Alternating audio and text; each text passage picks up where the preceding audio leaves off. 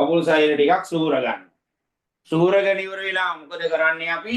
මේ වගේ වීදුරු කඩාවක් මත අතුරලා අල්පෙලිත්තකින් තුනී කරලා මේක වර්ණ ගන්නවා. ලිස්මාන් කියන වර්ණ කීරාලා වර්ණ ගන්නවා. වැසුම් පෙත්තකින් වහලා මේක අපි අන්වීක්ෂයකින් බලනවා. ඒනකොට මෙන්න මේ වගේ සෛල ගුඩාරියක් ඔයාට බලා ගන්න හැකියාවක් තියෙනවා. මේකේ මැද තියෙනවා මේ වගේ න්‍යෂ්ටියක්. මේ වගේ න්‍යෂ්ටියක් තියෙනවා මැද මේ තියෙන සෛල ප්ලාස්මය මේ වගේ තියෙන සෛල ප්ලාස්මය මෙන්න මේවට කියනවා ප්ලාස්ම පටලය. මේවට අපි කියනවා න්‍යෂ්ටි වේරියෙන්. මේවා න්‍යෂ්ටි. නේද? න්‍යෂ්ටි මේ තියෙන්නේ. ඒනකොට කකුල් සෛල පරීක්ෂාව. හැබැයි සාක සෛල පරීක්ෂාවකට ලුණු සීවියක් අරගෙන බැලුවොත් ලුණු සීවියක සාමාන්‍ය පරීක්ෂාවක් තුල අපි කියනවා ලුණු ගෙඩියක් අරගෙන හරියට මැද්දෙන් කපලා ඒකෙන් බිකක් ගලවලා සීවියක් අරගෙන වීදුරු කඩාවකට දාලා වර්ණ ගන්නලා බලනවා. බලපුවාම මෙන්න මේ වගේ ඒවා ටිකක් පේනවා. මේකේ අරට වඩා චුට්ටක් වෙනස්. මේකේ අරට වැඩිය චුට්ටක් මේ වගේ වෙනස්මයි උඩ. මේකේ මේ වගේ තියෙනවා මේ වගේ විශාල මේ වගේ රික්තකයක් තියෙනවා. මේකේ න්‍යෂ්ටිය තියෙන්නේ පැත්තකට වෙන්න. ඒ පැත්තකට තියෙන හින්දා අපි කියනවා පර්යන්තයි කියලා. එහෙනම් න්‍යෂ්ටිය පර්යන්තයේ තියෙනවා. මේ වටේ තියෙන මේවට කියන්නේ පුතා සෛල බිත්තිය. හැබැයි මේ සෛල බිත්තිය කියන එක ඔයාට බලන්න සෛල බිත්තිය කියන එක ඔයා මෙන්න මේකේ දැක්කේ නෑ. සත්ව සෛලවල දැක්කේ නෑ. නේ? හැබැයි මේක සෛල බිත්තියක් තියෙනවා. හැබැයි ඊට ඇතුළතින් ප්ලාස්ම පටලය තියෙනවා. සෛල ප්ලාස්මය තියෙනවා. මෙන්න මධ්‍ය රික්තකයක්. ලොකු මධ්‍ය රික්තකයක් ඔයා මේකේ දැක්කේ නෑ. හැබැයි මේ සාක සෛලය තුල මධ්‍ය රික්තකයක් ඔයා දකිනවා. ඒනකොට මේක සෛල යුස දෙන්නේ. ඒ රික්තකයට ඔයා තවත් නමක් කියනවා උදාහරණ මේකේ තියෙන වටේ තියෙන පටලයට තාන ප්ලාස්ටය කියලා. මොකද කියන්නේ? තාන ප්ලාස්ටය. මේ වගේ තියෙන පුතේ සෛල යුස තියෙන්නේ. වර්ණක තියෙනවා. එතකොට ජලය තියෙනවා, ග්ලූකෝස් තියෙනවා. මේවා සෛල යුසවල අන්තර්ගත වෙන ද්‍රව්‍ය. විභාගෙට අපෙන් අහනවා මේ සෛල යුසවල තියෙන ද්‍රව්‍ය මොනවද කියලා. දැන් මේ පේපර් එකේ නැති වුණාට අපිට ඉස්සරහට ඔන්න හම්බ වෙනවා මේ වගේ කොටස්. එතකොට මේ සාමාන්‍යයෙන් අපිට පේන සෛලයක්. හැබැයි සෛලයක තියෙන්න ඕනේ සියලුම කොටස් ඇතුළත් කරලා. අපි කියනවා උදා මනක්කල්පිතව අපි ගොඩනගපු යම්කිසි රූපයක් තියෙනවා. ඒකට කියනවා මනක්කල්පිත රූපයක්. අන්න සෛලයක තියෙන සියලු කොටස් ඇතුළත් කරලා ඒ මනක්කල්පිතව ගොඩනගන ලස්සන රූපයක් තියෙනවා. ඒ රූපයට අපි නමක් කියනවා මය පුතා දර්ශීය සෛලය. දර්ශීය සෛලය. ඔයා මම මේ අඳින්න යන මේ වගේ සෛලයක් ජීවිතේට ඔයා ඇඟේ බලන්න හිතන්න එපා. එහෙම එකක් නෑ. මේ සියලු කොටස් ඇතුළත් කරලා පුතා මනක්කල්පිතව ගොඩනගපු රූපයක් මේ අපි අඳින්නේ. ඒ මනක්කල්පිතව ගොඩනගපු ලස්සනම රූපයට අපි නමක් කියනවා දර්ශීය සෛලය. මේ බලන්න මම ඔයාට අඳිනවා මෙතන මේ ඉස්සරලම තියෙන්නේ දැන් ඔයාගේ ප්‍රශ්නේ තියෙන්නේ සාක සෛලය තමයි. නමුත් මම උදා අපි සත්ව සෛලයකුත් ඇඳගෙන ඉන්න එපා. මේ බලන්න මෙන්න අපි මේ වගේ අඳිනවා සත්ව සෛලය. දැන් බලන්න බෑ මේ මොකද්ද මේ ඇඳලා තියෙන්නේ. තව කොටස් තියෙනවා. මේකේ හරියටම මධ්‍යයේ න්‍යෂ්ටිය තියෙනවා. මේ වටේ මයවර මේ ඇතුලේ න්‍යෂ්ටිකාව තියෙනවා.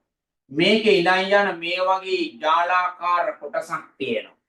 ඒවට කියනවා අන්තප්ලාස්මීය ජාලිකා. අන්තප්ලාස්මීය ජාලිකා. එතකොට මේකේ තේ වගේ අපි ගත්තොත් මේ වගේ තියෙනවා අන්න.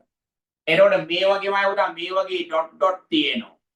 ඔයා හිතුවට මේ ඩොට් එකක් ලොකු කරලා බැලුවොත් එහෙම මෙන්න මේ වගේ. මෙන්න මේ වගේ.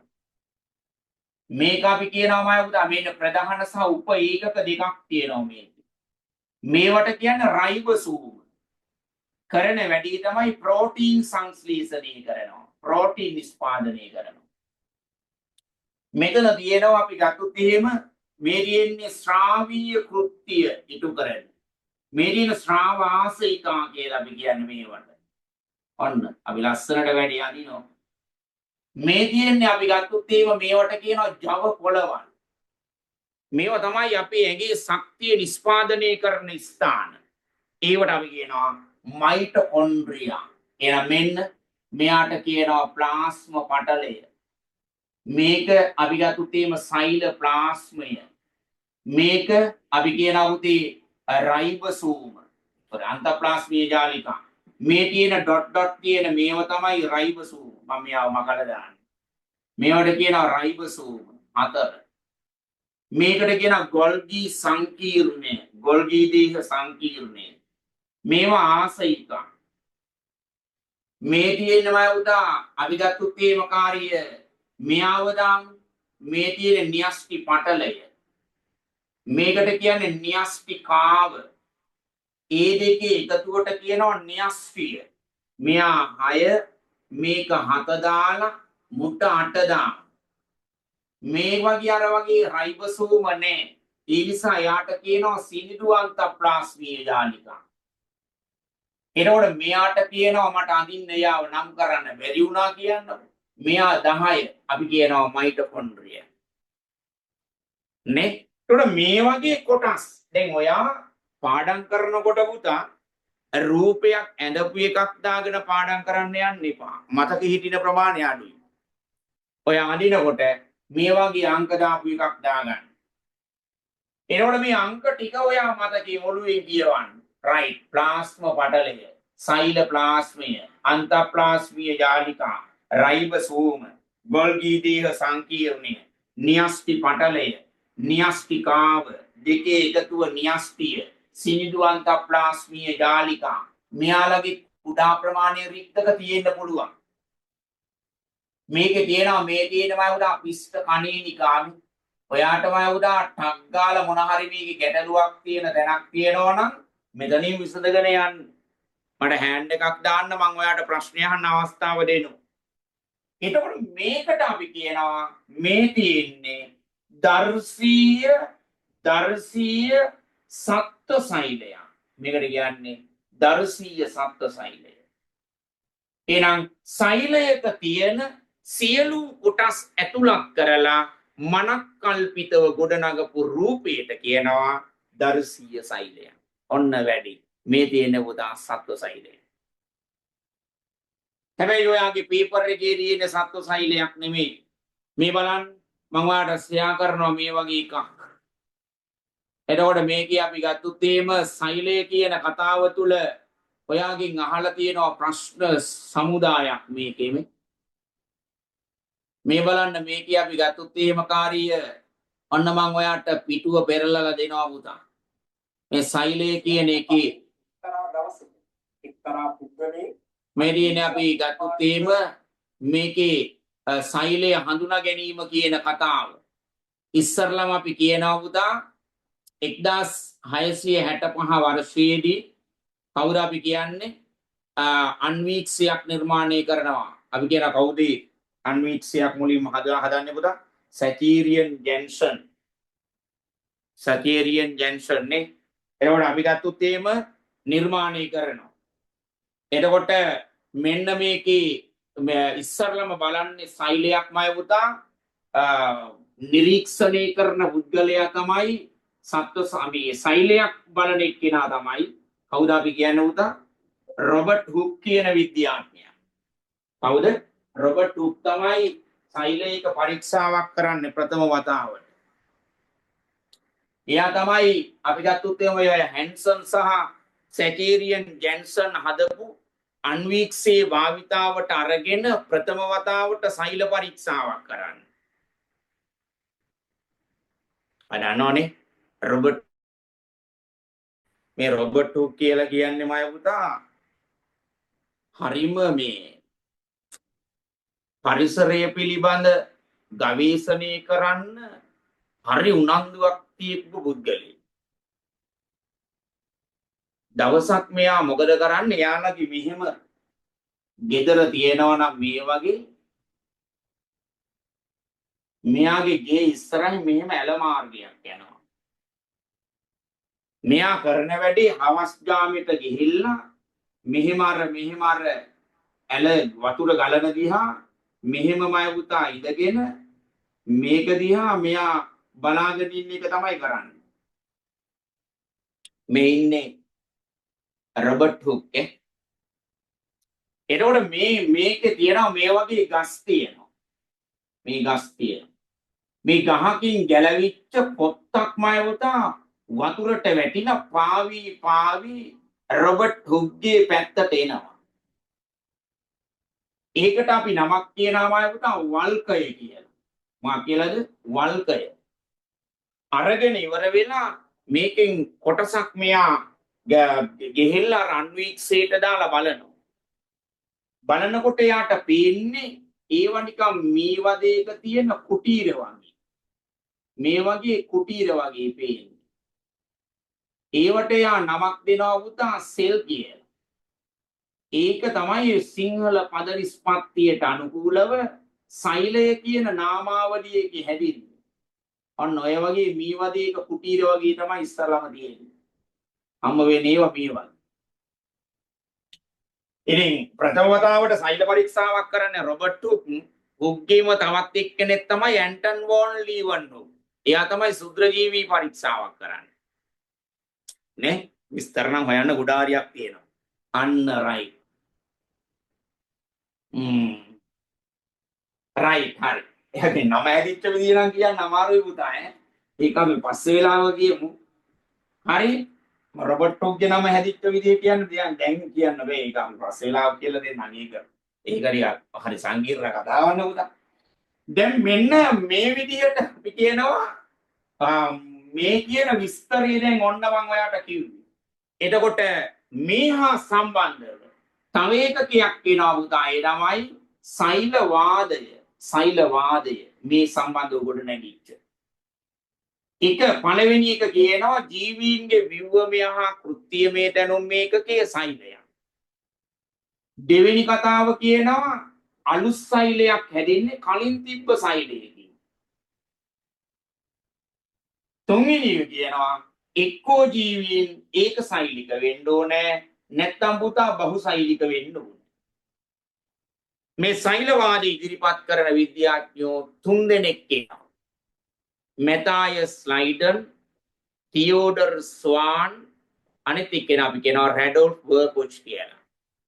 මෙයාලා තුන් දෙනා තමයි මොන වාදයේද ඉදිරිපත් කරේ පුතා? සෛලවාදී. එහෙනම් මොකද කියන්නේ සෛලවාදී? පළවෙනි එක ජීවීන්ගේ විව්වමය කෘත්‍ය මේකකයේ සෛලය. හැම සෛලයක්ම හැදෙන්නේ කලින් තිබ්බ සෛලයකින්. එක්කෝ ජීවීන් ඒක සෛලිකයි නැත්නම් බහුසෛලිකයි. වැඩේ ඉවරයි. අන්න උදා සරලයි කතාව මතක තියාගන්න ලේසි. ඔයාගේ විභාගෙට ඇහුවොත් සෛලවාදයේ අන්තර්ගත කරුණු සංක්ෂිප්තව දක්වන්න කියලා. සංක්ෂිප්ත කියන්නේ කෙටි කරලා. අපි කියනවා ජීවීන්ගේ විව්වමය සහ කෘත්‍යමය දැනුම් මේකකයේ සෛලය. අලුත් සෛලයක් හැදෙන්නේ කලින් තිබ්බ සෛලයකින්. එක්කෝ ජීවීන් ඒක සෛලිකයි නැත්නම් බහුසෛලිකයි. ඔන්න අපි ඔය විදිහට දැන් ඔය කියන කොටස් ටිකත් එක්කමයි උදා මේක අපි ඔන්න දැන් මම මේක ඉස්සරහට ඔයාව එක්කරගෙන ගිහිල්ලා මේ ප්‍රශ්නෙට අපි උත්තර ටික හොයාගෙන යනවා. බලන්න ඔයාට මම ෂෙයා කරපු එක පේනව නේද? ඔව්. එතකොට මෙන්න අපි ගත්තොත් එහෙම මේ ඉන්නේ අපි ගත්තොත් එහෙම කාර්ය ඇන්ටන් වෝන් ලීවන්හුක් නෙමෙයි රොබර්ට් හුක්. එතකොට මෙන්න සෛලවාදී කියන එක ඉදිරිපත් කරපු විද්‍යාඥයෝ ටික ස්ලයිඩන්, ස්වාන්, රැඩොල්ෆ්. එයාලා ඉදිරිපත් කරපු සෛලවාදී අඩංගු වෙන කරුණු ටික ජීවයේ ව්‍යුහමය සහ කෘත්‍යමය ඒකකයේ සෛලය. සියලුම ජීවීන් හැදිලා තියෙන්නේ ඒක සෛලයකින් හෝ සෛල ගොඩකින්. නව සෛලයක් ඇති වෙන්නේ කලින් තිබ්බ සෛලයකින්. මෙන්න සෛල පටක අවයව පද්ධති ජීවියා. සංකීර්ණ මේ විදිහට ගලාගෙන යනවා. මේ බලන්න අපි ගත්තු තේම කාර්යය මේකේ තව ගත්තු තේම ඉස්සරහට අපි කියනවා මෙන්න මේ තියෙන්නේ කකුල් සෛල පරීක්ෂාවක්. හරිද උරේ? මේ තියෙන කකුල් සෛලයක්. අපි ගත්තු තේම කාර්යය අන්වීක්ෂයකින් බැලුවොත් එහෙම පේන විදිහ. එතකොට මෙන්න අපි කකුල් සෛල පරීක්ෂාවක් කරන විදිහ මම ඔයාට පෙන්නන්න.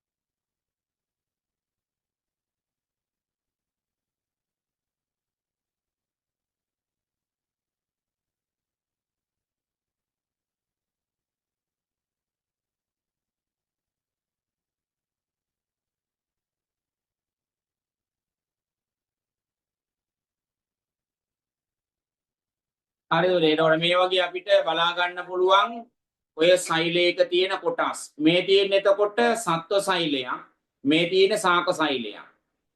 එතකොට මේ වටේ තියෙන මේක ප්ලාස්ම පටලය, මේක එතකොට න්‍යෂ්ටිය, මේක සෛල ප්ලාස්මය.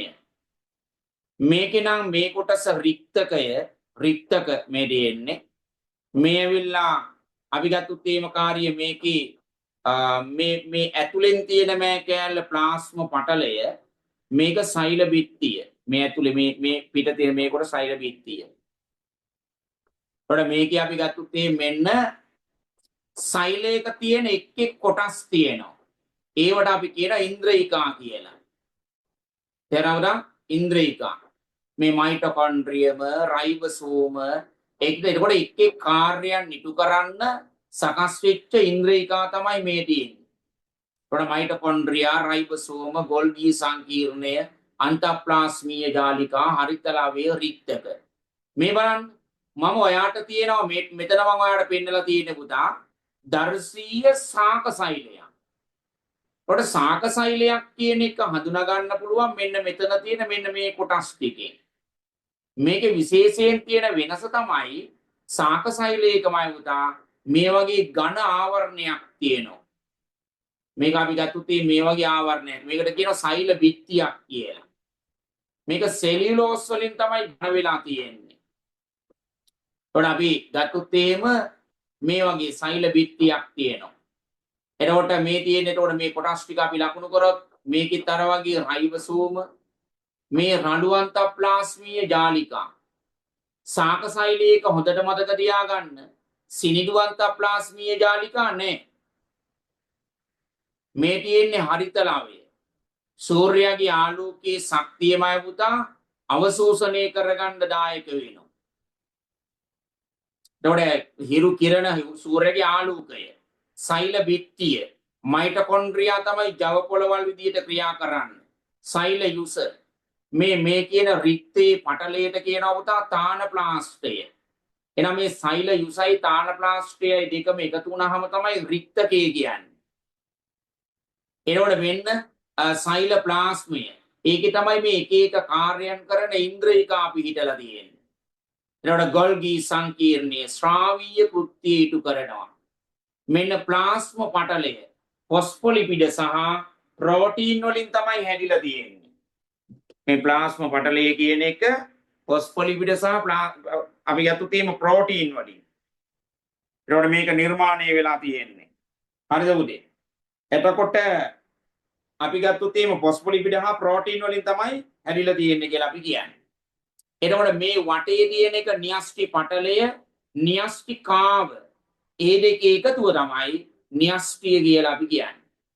ඔන්න දැන් මම ඔයාට මේක අයින් කරලා මෙන්න මම ඔයාට සත්ව සෛලයක් මං ඇඳලා පෙන්නනවා. දැන් ඔයාට මම පේපර් එක දානවා. දැන් ඔයාගේ මේසේ උඩ තියෙන්න ඕනේ පේපර් එක තියෙන්න ඕනේ. එතකොට වැදගත් කාරණා ටික ලියා ගන්න මගේ පුතා. ඔයා ගාව පොතක් තියා ගන්න ඕනේ. හරිද? අපි මේ වාරයේ තියෙන සමස්ත පාඩම් සෙට් එක මේ විදිහට එකින් එක පේපර්ස් වලින් කතා කරනවා. හරිනේ?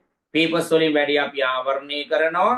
එතකොට ඔයාලට කිසි ගැටලුවක් නැතුව මේකේ පළවෙනි වාරයට වඩා දෙවෙනි වාරයේදී වාගේ ලකුණු මට්ටම උඩ දාගන්න හැකියාවක් තියෙනවා. අපි අරමුණ අන්න එතනවා උදා එතෙන්ට යන්න තමයි අපි මේ try කරන්නේ. මම මේ ජීව විද්‍යාව කොටස් ටික එකින් එක විස්තර කරලා ඊට පස්සේ මම ඔයාට භෞතික විද්‍යාවේ කොටස් ටික සමස්ත භෞතික විද්‍යා සෙට් එක කෙමිස්ට්‍රි වල ඒ කොටස් ටික දෙවෙනි වාරයට එනකන් තියෙන ටික ඒ විදිහට අපි එකින් එක අරගෙන වෙන වෙනම අපි කතා කරමු.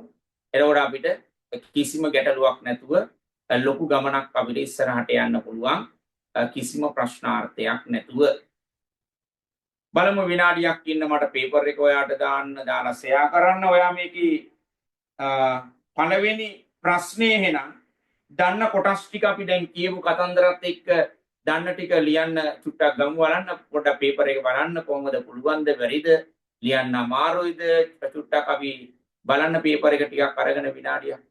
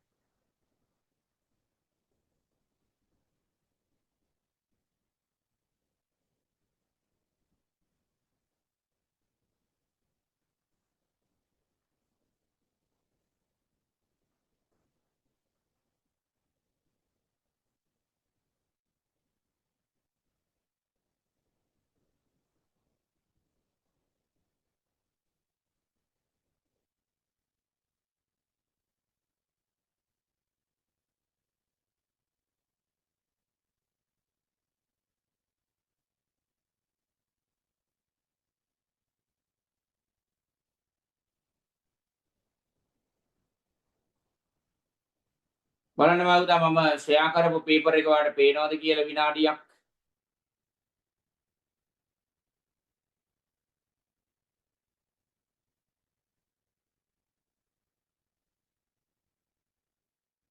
right පේනවනේ. හරි මේ අහන්නකෝ දැන් අපි පළවෙනියට ඔයාගෙන් අහනවා දර්ශීය සෛලය කියන එකේ right මට මේකේ එහෙනම් අපි අර කොටස් කරපු නම් කරපු ටිකත් එක්ක මට මේකේ සෛලේ කොටස් ටික අපි ඉස්සෙල්ලාම කියලාමු බලන්න. හරි. ඔන්න හරිද? කට්ටියම අපි ඔන්න දැන් මේකේ එහෙනම් ගෙදරදී හඬ නගලා කියනවා ගෙදර ඉන්න කට්ටියත් එක්ක උඩ යන්න. ඔන්න අපි මේ ටික හොඳ සිහියෙන්ම අයුදා කියමු. නම් කිරීම අහනවා විභාගෙට. ඒක නිසා නම් කිරීම එනින්ද අපි ඒක නම් කිරීම ටික ඔයා හරියට වැඩි දාගන්න එක වැඩි ගොඩක් හොඳයි. හරිනේ? right. මට කියන්නේ නම් A කියලා කියන්නේ න්‍යෂ්ටියේ තියෙන වටේ තියෙන එකට අපි කියනවා මොකද උදා? න්‍යෂ්ටි පටලය. න්‍යෂ්ටිකාව. මේ දෙකේම එකතුව තමයි න්‍යෂ්ටියනේ. එතකොට D කියලා කියන්නේ සෛල විත්තිය. සෙලියුලෝස් වලින් හැදිලා තියෙන්නේ. එතකොට මේක මගේ පුතා සෙලියුලෝස් වලින් නිර්මාණය වෙලා තියෙනවා. මේ සෛල විත්තිය කියන එක පාරගම්‍යයි. ප්ලාස්ම පටලය තමයි අර්ධ පාරගම්‍ය වෙන්නේ. ඒකෙන් කරන්නේ තෝරා ගත්ත ද්‍රව්‍යයේ පමණයි ඇතුළට ගෙනියන්නේ. E කියලා කියන්නේ රයිබෝසෝම. F කියලා කියන්නේ රළු අන්තප්ලාස්මීය ජාලිකාව. මේක එතකොට සාක සෛලයක් ඉඳා සිනිඳු අන්තප්ලාස්මීය ජාලිකා නැහැ. මේ තියෙන්නේ හරිත ලව. නේද? එතකොට H කියන්නේ සෛල බිත්තිය මේ ඇතුලේ එළියෙන් ගහලා තියෙන්නේ. මේක වැදිලා තියෙන්නේ ඇතුළට ටිකක්. එහෙනම් ප්ලාස්ම පටලය. I කියලා කියන්නේ මයිටොකොන්ඩ්‍රියම. J කියන්නේ සෛල යුස. K කියලා කියන්නේ තාන ප්ලාස්ටය. ඒ දෙකේ එකතුවමයි උතා රික්තකය. M කියලා කියන්නේ සෛල ප්ලාස්මය. N කියලා කියන්නේ ගොල්ගී දේහ සංකීර්ණය. අනවත වතාවක් කියනවා බලන්න එන කට්ටියෙන් බලන්න මම උදා. E න්‍යෂ්ටි පටලය, න්‍යෂ්ටිකාව, න්‍යෂ්ටිය. D ප්ලාස්ම පටලය. E රයිබෝසෝම රළු අන්තප්ලාස්මීය ජාලිකා. හරිත ලව. එතකොට H කියලා කියන්නේ සෛල බිත්තිය. අර්ධ පාරගම්‍යයිද පාරගම්‍යයිද? පාරගම්‍යයි. හැම දෙයක්ම ඇතුළට යනවා. I මයිටොකොන්ඩ්‍රියම. සෛලීය ශෝෂණය තුලින් ශක්තිය නිපද වෙනවා. අපි ඒක කියනවා මයි පුතා. J කියන්නේ සෛල යුස. K කියලා කියන්නේ අපි කියන තාන ප්ලාස්ටය. M කියලා කියන්නේ සෛල ප්ලාස්මය. එතකොට N කියලා කියන්නේ ගොල්ගී දේහ සංකීර්ණය. මේ දෙකේ එකතුව. එතකොට අපි කියනවා මොකද පුතා? රික්තකය. ඔන්න මම ඔයාගෙන් අහනවා පළවෙනි ප්‍රශ්නය. දර්ශීය සාක සෛලයක සටහනක් දැක්වේ. දැන් දන්නවා එතකොට දර්ශීය සෛලයක් කියන්නේ මොකද්ද? අපි පැත්තකින් දාමු පුතා උතන පැත්තකින් සයිඩ් එකෙන් දාගමු. දර්ශීය සෛලයක් යන්න පැහැදිලි කරන්න කියලා යට තියෙනව නේද ඒකේ? හත්වෙනි ප්‍රශ්නේ. හත්වෙනි ප්‍රශ්නේ තියෙන දර්ශීය සෛලයක් කියන්නේ මොකද්ද කියලා. ඒක දාගන්න. සෛලයක අන්තර්ගත සියලු කොටස් ඇතුළත්ව සෛලයක අන්තර්ගත සියලු කොටස් ඇතුළත්ව සියලු කොටස් ඇතුළත්ව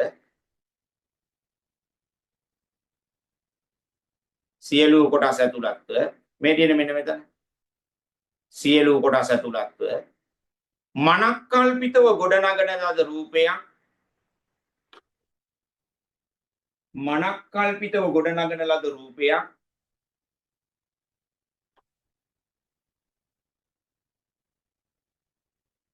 මනක්කල්පිතව ගොඩනගන ලද රූපයක් දර්ශීය සෛලයක් වේ.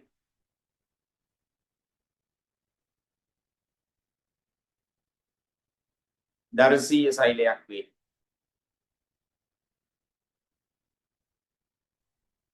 මනක්කල්පිතව ගොඩනගන ලද රූපයක් දර්ශීය සෛලයක් වේ. right. මෙන්න ඔයාගෙන් අහනවා මගුරා මේකේ සෛලීය ශෝෂණය සිදු කරන ඉන්ද්‍රියිකාව. මෙන්න ඉන්නවා පොර. මෙන්න මෙයා. එයාට අපි කියන මොන කොන්ඩ්‍රියමද පුතා? මයිටොකොන්ඩ්‍රියම. ඔන්න විනාඩියක් අහනවා පුතා බෝඩ් එක දිහා බලන්න. අපි නිකන් පේපර් එකේ උත්තර කතා කරගෙන නිකන් ඔහේ දාගෙන යන්නේ. එහෙම වුණොත් ඉතින් ඇති වැඩක් නැහැ නේද පුතා? එහෙනම් ඔයාට ගෙදර ඉඳනොත් නිකන් ඔය පොත බලාගෙන උත්තර ටික දාගෙන නිකන් ඉන්න දෙන්න. එහෙම නෙමෙයි. අපිට අවශ්‍ය වෙන්නේ මාගුතා ප්‍රශ්න ටික කතා කරන ගමන් ඒකට අදාළ කරන පාඩම අවබෝධ කරගන්න. එතකොට ඔයාට පාඩමේ කොහෙන් ආවත් අදාළ කොටස් ටික කවර් වෙලා තියෙන්නේ. ඔයාට මතක නැති කොටසක් තියෙනවා නම් අන්න මං අර කිව්ව පොතේ සටහන් කරගන්න. මෙන්න අපි කියනවා පුතා මේ තියෙන්නේ අපි ගත්තොත් එහෙම කාර්යය මේකේ මේ තියෙන්නේ මයිටොකොන්ඩ්‍රියම. මේ බලන්නකො. අපි ගත්තු තියෙන මයිටොකොන්ඩ්‍රිය. මේකේ තමයි අපි කන කෑමවල තියෙන ආහාර සරල කරපු ඒ වගේ ග්ලූකෝස් ගබඩා කරලා තියාගන්න. C6යි H12යි U6යි. මේ ග්ලූකෝස් කියලා කියන්නේ ඔයා දන්නවා මේක මගේ පුතා මොනෝසැකරයිඩයක්. මොනෝ කියන්නේ එකයි සැකරයිඩ කියන්නේ සරල සීනි. සරල සීනි අණු එකයි නම් මොනෝසැකරයිඩයක්. එහෙනම් ග්ලූකෝස් අපි ගත්තු තේම කාර්ය තව මොනෝසැකරයිඩ් එකක් කියන්නේ ගැලැක්ටෝස් නේද? පොඩ අපි ග්ලූකෝස් ගැලැක්ටෝස් තව එකක් සරල සීනි තියෙන එකක් කියන බලන්න. ඩයිසැකරයිඩ් වල යන එක සීනි සරල සීනි කිය අපි අතු තේම කාර්ය පැණි රසින් වැඩිම එකක්. චැට් එකට දානවා උදා බලන්න. සරල සීනි එකක් ග්ලූකෝස් මං කිව්වනේ. එතකොට ගැලැක්ටෝස් කියලා මං කිව්වා. තව එකක් තියෙනවා. ඔය පළතුරු යුස වල එහෙම තියෙනවා. පැණි රසින් වැඩිම සීනි වර්ගය. ඔබට මතක නෑ මට අමතක නැද්ද? ඒක නිකන් ටයිප් කරන්න අමාරුයි වගේද? කමන්නේ දන්න විදිය ටයිප් එක ගහනවා. නැත්නම් වෙන අකුරු ටිකක් එහෙම වැළුත් ඒ මල විචුම්බරයක් එන්නේ.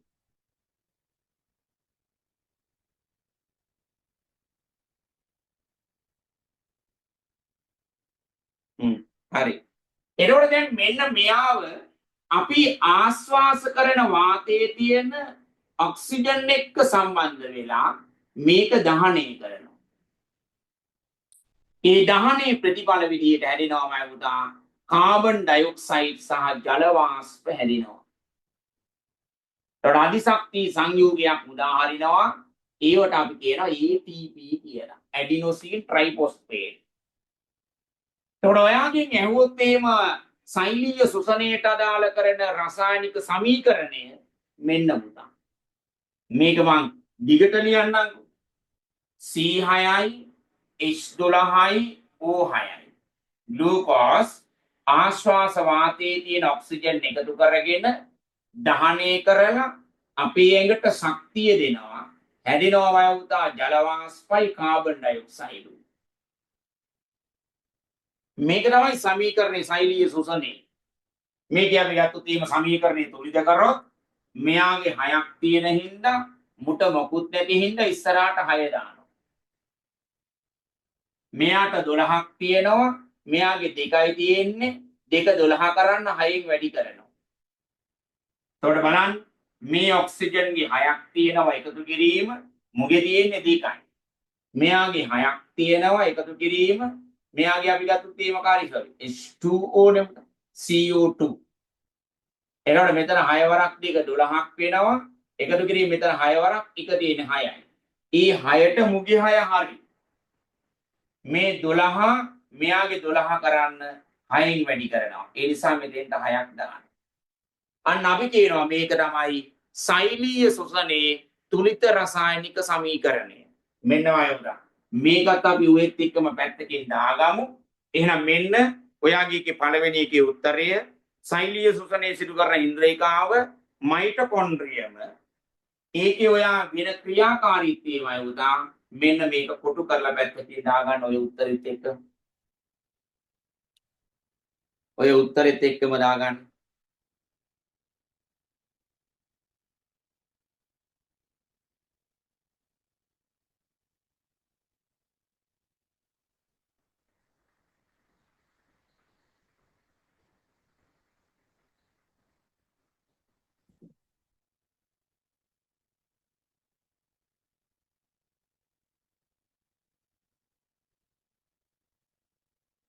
මේ අට්ටි ඕනේ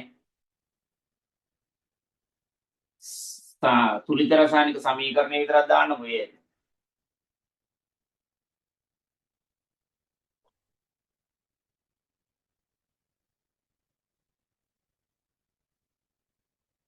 හරි. මේ බලන්න අපි ඊට පස්සේ මම ඔයාට මේකේ පෙන්නන්නමයි උදා සෛලයක තියෙන කොටස් ඇතුළත් කරලා ඔන්න මම ස්ක්‍රීන් එකට යනවා පුතා බලන්න චුට්ටක් ෂෙයා කරන එක ලස්සනට ඔයාට පේනවා මෙන්න දර්ශීය සෛලයක්. ඒකේ තියෙනවා සෛලයක තිබිය යුතු සියලුම ඉන්ද්‍රියක අඩංගු වනසේ නිර්මාණය කරන ලද මනක්කල්පිත සෛලයක් අපි කියනවා දර්ශීය සෛලයක්. මනක්කල්පිත එකක්. හරිද උදා? සියලු කොටස් ඇතුළත්ව ඇඳපු රූපයක් ඔය තියෙන්නේ. ඊට පස්සේ අපි මේ බලන්න මේකේ තියෙන කොටස් සෛල බිත්තිය. මේකේ ප්‍රධාන කාර්යයන් ටික විතරක් බලන්න. ඒකට හැදිලා තියෙන්නේ සෙලියුලෝස් වලින් සෛල බිත්තිය ඝනකම් වෙලා තියෙන්නේ. ඊට අමතරව හෙමි සෙලියුලෝස් තියෙනවා. පෙක්ටින් තියෙනවා සෛල කෙඳි වල තියෙන ඒවා. ඒවා කෙඳි එකිනෙකට තදට අහුරවලා තියෙන ඒගොල්ලෝ. පෙක්ටින්. එතකොට සෛල බිත්තියේ ප්‍රධාන කාර්යය තමයි සෛලයේ හැඩය පවත්වගෙන යනවා, සන්ධාරණය සහ ආරක්ෂාව දෙනවා. ප්‍රාණවත් ගතිය සහ අභ්‍යන්තර කොටස් වලට අවශ්‍ය කරන ආරක්ෂාව. ඒ වගේම ප්ලාස්ම පටලය මේක හැදිලා තියෙන්නේ අපි කියනවා ප්ලාස්ම පටලය හැදිලා තියෙන්නේ ෆොස්ෆොලිපිඩ සහ ප්‍රෝටීන් වලින්. මම ඔයාලට කිව්වා මේකෙන් කරන්නේ තෝරාගත් ද්‍රව්‍ය විතරයි ඇතුළට යන්නේ නේ. තෝරාගත් ද්‍රව්‍ය පමණක් ඇතුළට යනවා. එතකොට අපි ගත්තොත් තේම කාර්යය මේකේ තමයි ඔය එක එක කාර්යයන් කරන්න මේකේ කියන්නේ ඒ කරන සෛල ප්ලාස්මේට පිටතින් ආස්තර වැලිලා තියෙන කොටස. ඔයාගෙන් දැන් උත්තරේ මෙන්න ආවා. පේපර් එකේ වාගෙන් අහනවා. මේ තමයි අපි ගත්තොත් තේම කාර්යය ඔයාගේ දෙවෙනි ප්‍රශ්නේ. ප්‍රෝටීන් සංශ්ලේෂණය නෙමෙයි ප්‍රෝටීන් සංශ්ලේෂණීකරණ ඉන්ද්‍රිකාව. ඒක පොඩ්ඩක් බලලිමු මෙන්න. මේ ඉන්නේ ප්‍රෝටීන් සංශ්ලේෂණීකරණය කියනවා. අපි ගත්තොත් තේම කාර්යය මෙන්න. රයිබෝසෝම පටල නොදරයි. ඔයාගේ විභාගෙට අහනවා පටල නොදරන ඉන්ද්‍රිකාව. මේ තියෙන්නේ රයිබෝසෝම.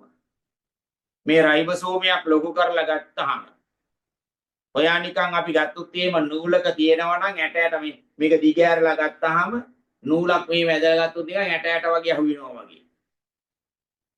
මෙන්න බලන්න මෙයාගේ ප්‍රධාන කාර්යය රයිබෝසෝම වල කෘත්‍යය ප්‍රෝටීන් සංශ්ලේෂණය සඳහා ඉඩ ලබා දීම. එනම් ඔයාගෙන් අහනවා ප්‍රෝටීන් සංශ්ලේෂණීකරණ ඉන්ද්‍රිකාව තමයි රයිබෝසෝම. රයිට්. අපි උත්තරේ දාන්නවා උදා බලන්න රයිබෝසෝම. අන්න ඉන්ද්‍රිකාව. ඔයාට මේකේ එතකොට වැදගත් කොටසකුත් තියෙනවා නම් ඒක ලියා ගන්න. අර මං කිව්ව පොතේ මෙන්න එතකොට ඒකේ උත්තරේ ඉන්නේ රයිබෝසෝම තමයි හරි එක එන්නේ. සෛල තුල ඇති ව්‍යුහ වලින් ෆොස්ෆොලිපිඩ සහ ප්‍රෝටීන් වලින් හැදිලා තියෙන ව්‍යුහය. අපි කියනවා මෙන්න මෙයා. මේ බලන්න. මෙයා තමයි ෆොස්ෆොලිපිඩ සහ ප්‍රෝටීන් වලින් හැදලා තියෙන්නේ. අපි කියනවා ප්ලාස්ම පටලය.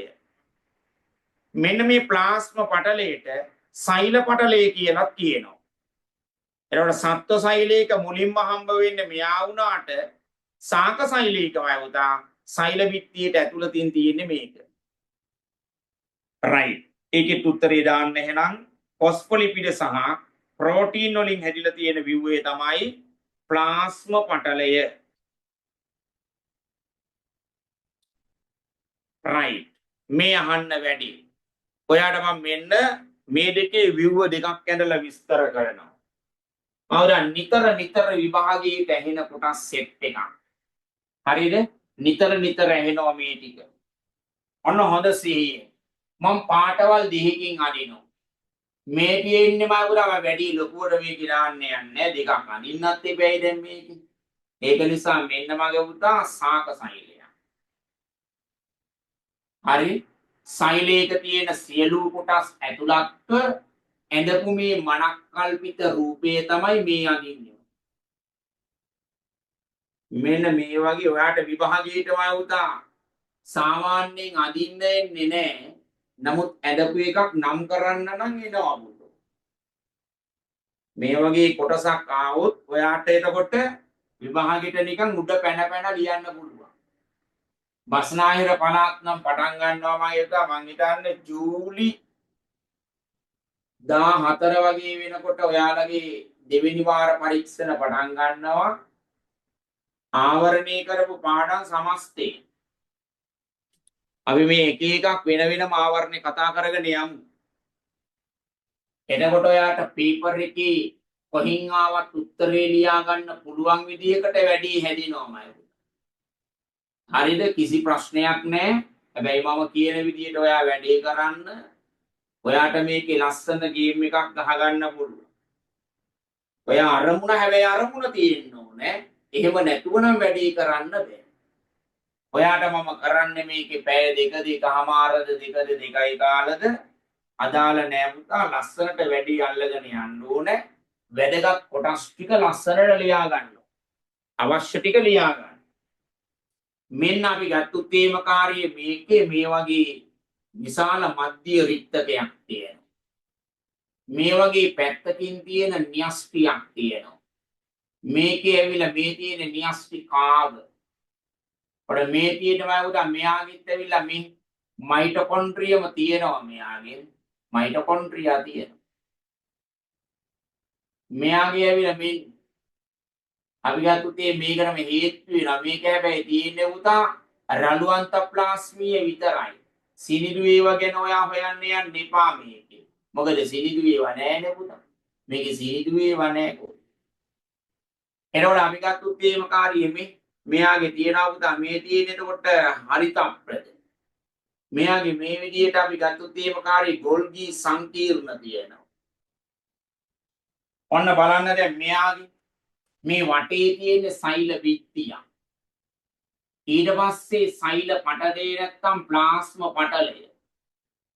මේ තියෙන සෛල ප්ලාස්මය. මේ තියෙන මයිටොකොන්ඩ්‍රියම 4 මයිටොකොන්ඩ්‍රියා. මේකට කියන්නේ පුතා තාන ප්ලාස්ටය. මේකට කියන්නේ එතකොට සෛල යුස. දෙකේ එකතුවමයි පුතා රික්තකය. මධ්‍ය රික්තකය. මෙයාට කියන්නේ ඇවිල්ලා හරිත ලව. මේවට කියන්නේ ගොල්ගී සංකීර්ණය. මේවා රළු අන්තප්ලාස්මීය ජාලිකා. මෙයාගේ අපි ගත්තු තේම න්‍යෂ්ටි පටලය. මේකට කියන්නේ වවුදා න්‍යෂ්ටිකාව. සෝරි මෙයා 12 එකට නේ. න්‍යෂ්ටිකාව. මේ දෙකේ එකතුව අපි කියනවා න්‍යෂ්ටිය. මෙයාගේ තර වගේ ඩොට් තියෙනවා. මේවට කියනවා චුටි මේවා පුතා. ඒවට කියනවා රයිබෝසෝම. අන්න 14. මං අදිනවා දැන් මෙයහ පැත්තේ එක්කෙනෙක්. මේ අහන්න මෙන්න මේ පාටින් අදිනවා. මෙන්න නිකන් ලබු ගෙඩිය වගේ එකක්. මැද තියෙනවා මේකේ න්‍යෂ්ටියක්. න්‍යෂ්ටිකාවක් තියෙනවා. රළු අන්තප්ලාස්මීය ජාලිකා තියෙනවා. සිනිඳු අන්තප්ලාස්මීය ජාලිකා තියෙනවා. මේ තියෙන මයිටොකොන්ඩ්‍රියම. මේ තියෙන ගොල්ගී සංකීර්ණය. ගොල්ගී සංකීර්ණය. එතකොට චූටි ප්‍රමාණයේ රික්තක තියෙන්න පුළුවන්. නේ මාපීය ලක්ෂණ ආවේනිකේව ගෙනියන වර්ණ දේහ තියෙනවා මේ න්‍යෂ්ටි ඇතුලේ. එතකොට මේකේ රයිබෝසෝම තියෙනවා මේ. එතකොට මෙයාලගේ වටේට මේක දිගේ මෙහෙම තියෙනවා. ඔයාට නිකන් නූල් කෑල්ලක් දීලා නිකන් ඇටහම් පුතා කිව්වොත් නිකන් ඇට වගේ ඒව අහු වෙන ප්‍රමාණයව තියෙනවා. එතකොට මෙන්න මෙයාගේ එතකොට ප්ලාස්ම පටලය. සෛල ප්ලාස්මය. අන්තප්ලාස්මීය ජාලිකා. මේකට කියන්නේ රයිබෝසෝම. ගොල්ගී දේහ සංකීර්ණය. සිනිඳු අන්තප්ලාස්මීය ජාලිකා. න්‍යෂ්ටිකාව. න්‍යෂ්ටි පටලය. දෙකේ එකතුවමයි උදා න්‍යෂ්ටිය. 8 නේ. එතකොට මේ විදිහට මෙයාට කියනවා මයිටොකොන්ඩ්‍රියා. 9 මයිටොකොන්ඩ්‍රියා. නේද? දැන් ඔය දෙක දිහා සංසන්දනය කරනකොට ඔයාට පේනවා සාක සෛලයේ සෛල බිත්තියක් තියෙනවා. මොන බලන්න මම ඔයාට කියන්නේ මේ සාක සෛලයේ සෛල බිත්තියක් තියෙනවා. මෙයාගේ සෛල බිත්තියක් තිබ්බට පුතා මෙයාගේ සෛල බිත්තියක් නැහැ. මෙයාගේ මේ හරිත ලව තියෙනවා. මෙයාගේ හරිත ලව නැහැ. මෙයාගේ විශාල ප්‍රමාණයේ මධ්‍ය රික්තකයක් තියෙනවා. මෙයාගේ විශාල ප්‍රමාණයේ මධ්‍ය රික්තකයක් නැහැ. එහෙනම් අපි කියනවා සාක සෛලයක තියෙන සත්ව සෛලයක නැති ඒවා. එහෙනම් සාක සෛලයක සෛල බිත්තියක් තිබ්බට සත්ව සෛලයක සෛල බිත්ති නැහැ. සාක සෛලයක හරිත ලව තිබ්බට සත්ව සෛලයක හරිත ලව නැහැ. සාක සෛලයක විශාල ප්‍රමාණයේ මධ්‍ය රික්තකයක් තිබ්බට සත්ව සෛලයක විශාල ප්‍රමාණයේ මධ්‍ය රික්තකයක් නැහැ. right. එහෙනම් ඔයා ඔන්න මතකයෙන්ම පුතා ඔය කියන කාරණා ටිකට උත්තරේ පට ගාලා දාන්න බලන්න B වලට උත්තරේ. සාක සෛලවල ඇති සත්ව සෛලවල නොමැති ව්‍යුහය නම් කරන්න තියෙන්නේ. ඔයා ඒ තියෙන ටික ඔක්කොම ලකුණු කරන්නකො බලන්න වැඩි ඉවරනේ.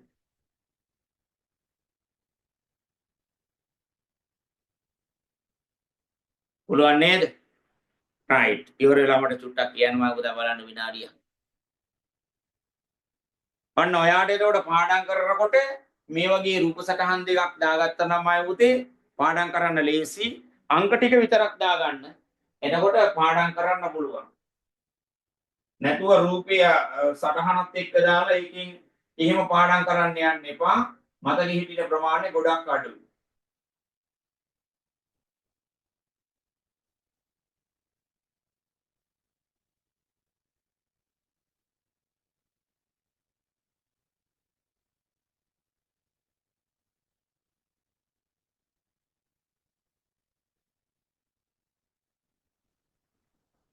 right හරි.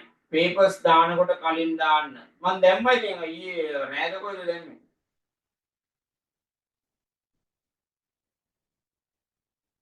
හරි හරි. හරි. මේ සතිය හරි ලබන සතිය දාන එක මම කලින්ම දාලා තියන්නම්. ඒක ලේසියි. හරිද දුලන්?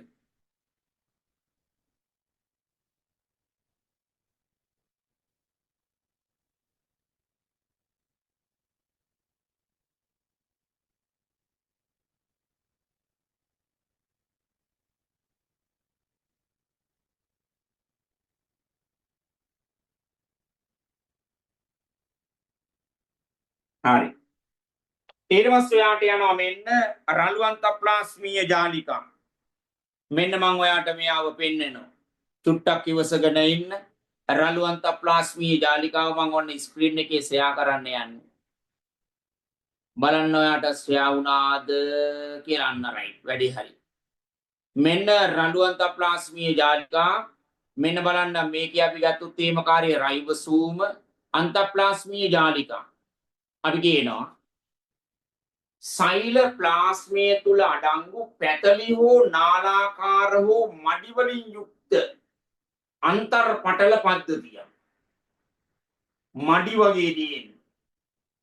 මේවා කොටස් දෙකයි රළුවන්ත ප්ලාස්මීය සිනිඳුවන්ත ප්ලාස්මීය ජාලිකා.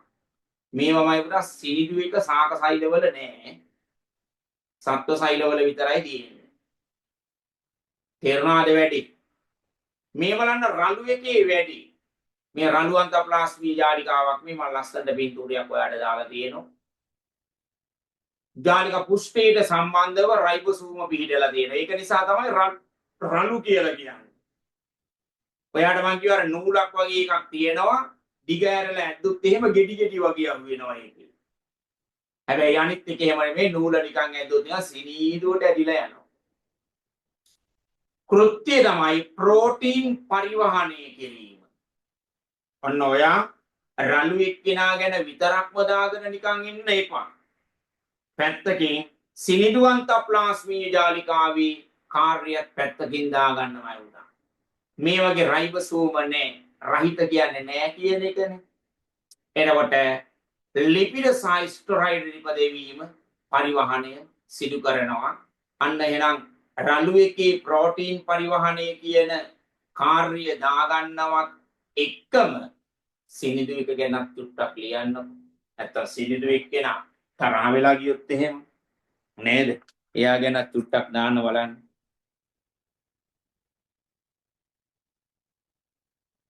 එයා ගැන ලියලා මට හෑන්ඩ් එකකුත් දාන්නකෝ. පොඩි තුරුවකට අපිට යන්න පුළුවන්.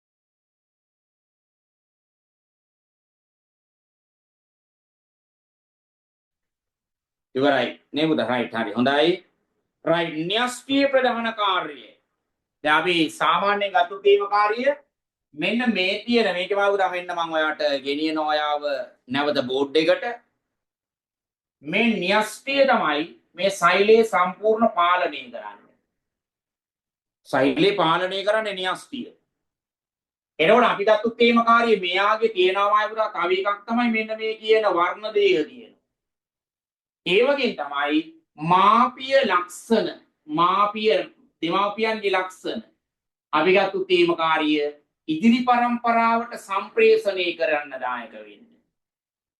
අපි කියන්නේ මේ ඉන්නේ අපි ගත්තු තේම කාර්යය මේ ආදරණීය මාතෘ පාර්ශවය. මේ අපි ගත්තු තේම ආදරණීය පීතෘ මේ ඉන්නේ. පොඩ අපි ඉස්සරහට ඔන්න දවසක් වෙනම දාලාමයි පුත අපිට ටයිම් එකක් හදාගෙන වෙනම දාලා මානව ප්‍රජනනයේ කැලේ කොටස් ටික ඉවර කරනවා. හරිද? ඒකට ඉතින් අපි තව ටිකක් අපි එකතු කරගන්නත් ඕනේ වැඩි එතකොට සෙමින එකක් විදියට වැඩි ගොඩ දා ගන්න පුළුවන්. මේ දෙන්නගේ තියෙන ආවේනික ලක්ෂණ ඉදිරි පරම්පරාවට අරගෙන යනවා. අරගෙන යනවා. අන්න ඒ සඳහා දායක වෙනවා පුතා මෙයා. හැබැයි ඒ වගේන් ඇහුවොත් එහෙම ප්‍රධාන කාර්යය මොකද්ද කියලා අපි කියනවා මොකද්ද? මේ ප්‍රධාන කාර්යය විදියට අපිට දාන්න පුළුවන් පුතා සෛලයේ ජීව ක්‍රියාවලි පාලනය කිරීම කියන එක.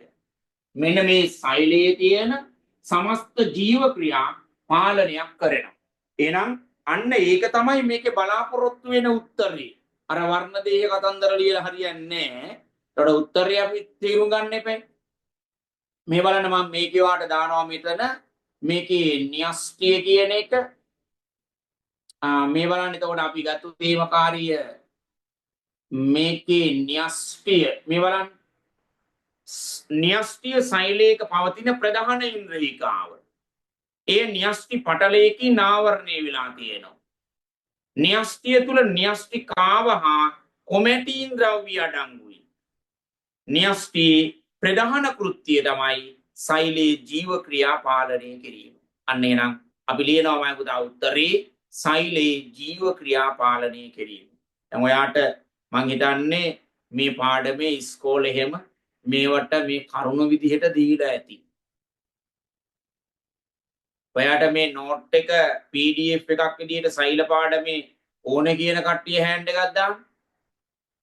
මේ හදලා තියෙන මේ PDF එක අනේ සර් අපිටත් ඕනේ ඔක බලා ගන්න තිබ්බනම් වැඩේ ලේසි. කරුණු විදිහට ඔක්කොම ටික තියෙනවා. ඕනේ කියන කට්ටිය හෑන්ඩ් එකක් දාන්න.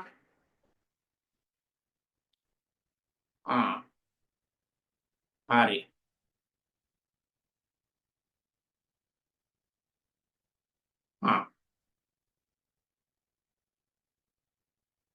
හරි මම මේක එතකොට ඔයාලට එනං මෙහෙම කරන්නම් අන්ති ඉවර වෙලා අපි මේකේ PDF එක දාන්න මේ කොටස් ටිකේ ඒකට වැඩේ ඉවරයි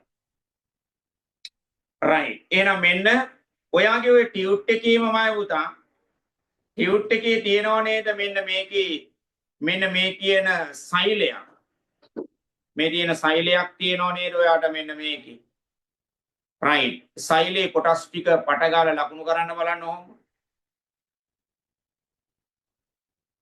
මේ සෛලයේ තියෙන කොටස් ටික ලකුණු කරන්න එහෙම බලන්න ටක් ගාලා. ඒක මම ප්‍රශ්නය අහලා නැති එකේ ඔයාලට කොටසක් විදිහට දෙන්න. මේ කොටස් ටික ලකුණු කරන්න ටක් ගාලා මේක රූපයේ තියෙන කොටස් ටික. කොහොම කට්ටිය ලකුණු කරන්නේ? A B C D E F G H I J K L M N O P O P නේ. L වලට එනකම්.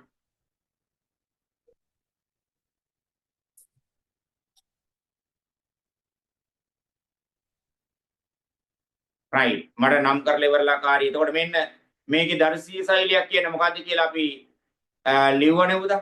ඒක ලියලා තියෙන්නේ. දැන් මම ඔයාලට කියන්නේ මේ ශෛලයේ කොටස් ටික ලකුණු කරන්න. මේකේ ඔයා සමහරලාවට අපේ දරුවෝ මේකේ print out එකක් ගත්තේ නැති කට්ටිය මං හිතන්නේ මෙතන නෑ කියලා ඔක්කොම ඉන්නවනේ. අරන්නේ ඉන්නේ. එහෙම නැතිව බැරි වෙලා හරි ඉන්නවනම් පොතේ දාලා ටක් ගාලා ලකුණු කරගන්නකො.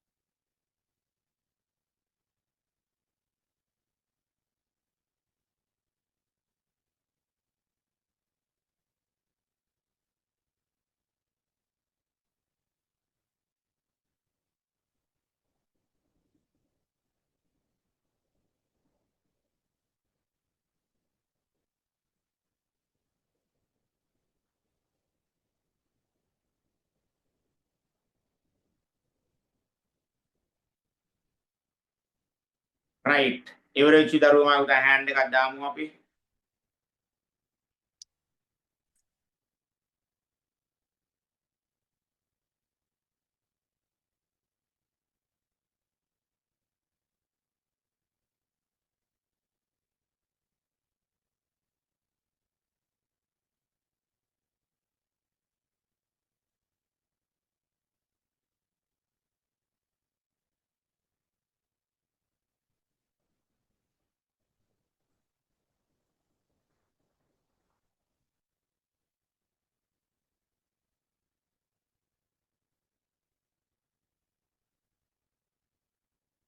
හරි right හොඳයි සුපුණ ඉවරයි කරලා ඉවරයි හරි අපි ඉතුරු දරුවෝ ටිකක් දානවා උදා hand එකක් ටක් ගාලා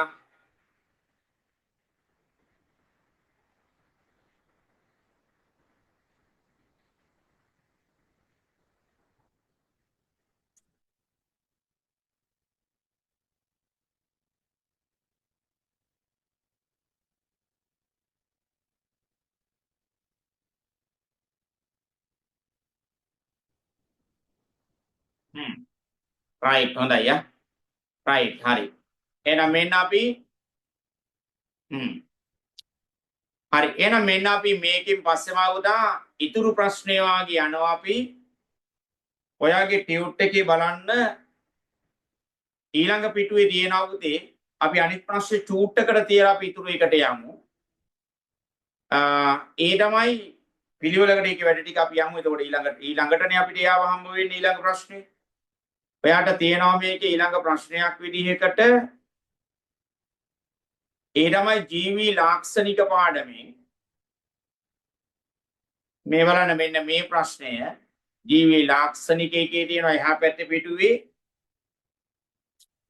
මෙන්න මේක ජීවි ලාක්ෂණික කොටසේ තියෙන එක මේ රසායනික බන්ධන ඒ ටික අපි ඊට පස්සේ යමුකෝ මේක අපි කියලා ඉන්නවා මේ ජීවි ලාක්ෂණික කොටසේ තියෙන ප්‍රධාන ඒකකයක් ජීවීන් ශ්වසනයේදී කාබන් ඩයොක්සයිඩ් පිට කරනවා කියලා පෙන්නන ක්‍රියාකාරකම් මේ තියෙන්නේ ඔන්න බලන්න මම මේක ඔයාලට ඉස්සර වෙලා විස්තරයක් පොඩ්ඩක් කියලා ඉන්නවා සෛලවලත් එක්කම ඉඳ ගෑවිලා යන හින්දා මම ඒක ඔයාලට පටන් ගන්නවා මේ කොටසේ මේ බලන්න